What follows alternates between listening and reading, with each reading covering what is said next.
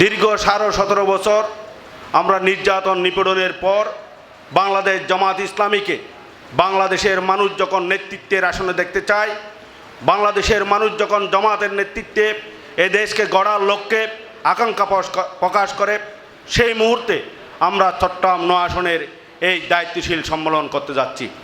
এই চট্টগ্রাম 9 আসন চট্টগ্রামের গুরুত্বপূর্ণ আসন শুধু নয়, বাংলাদেশেও এটার গুরুত্বপূর্ণ আসন। এই আসনে যারা বিজয়ী হয়, এই আসনে যারা সংসদ সদস্য প্রার্থী বিজয়ী হয়, ইতিহাস বলে তারাই বাংলাদেশে সরকার গঠন করে।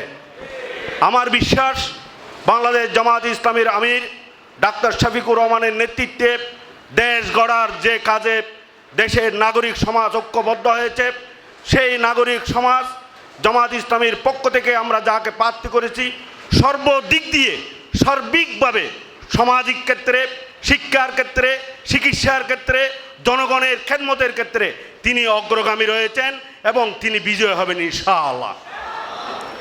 এই বিজয়কে যদি আমাদের কাছে আনতে হয়, বিজয় যদি আমাদের ধারণ করতে হয়, বিজয়ের মালা যদি আমাদেরকে পরাতে হয়, তাহলে আমাদের যারা জনশক্তি রয়েছে, জামাত ইসলামী, ইসলামী ছাত্র শিবির, শ্রমিক কল্যাণ ফেডারেশন, ছাত্রী সংস্থা, মহিলা জামাত সহ আমাদের যত অঙ্গ সহযোগী সংগঠন রয়েছে, সকলের মধ্যে ঐক্যের প্রাচীর করতে হবে।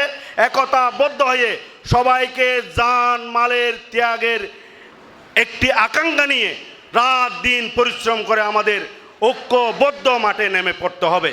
এটা হচ্ছে আমাদের 1 নম্বর কাজ।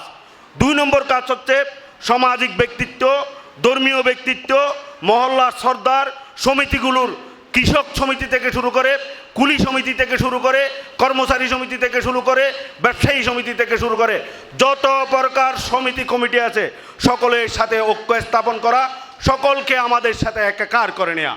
3 নম্বর যে বিষয়টি আমার পক্ষ থেকে অনুরোধ থাকবে, আজকে থেকে আমরা যারা দাওয়াতি কাজে বের হব, মাঠে ময়দানে রাস্তায় নামবো, আমরা ভোটার লিস্ট ধরে ধরে মানুষের সাথে যোগাযোগ করব। আমার এলাকায় কতজন ভোটার রয়েছে, কতজনের কাছে পৌঁছতে পেরেছি, কতজনের কাছে পৌঁছা দরকার, এই টার্গেট নির্ধারণ করে করে আমরা ভোটারদের নিকে পৌঁছবো ইনশাআল্লাহ। 4 নম্বর কাজ হচ্ছে ফজল ভাইকে যদি বিজয় করতে হয়, ফজল ভাইয়ের কে নিয়ে আমরা যে স্বপ্ন দেখছি, আমাদেরকে ফজল ভাই হওয়ার জন্য স্বপ্নবাজ হতে হবে।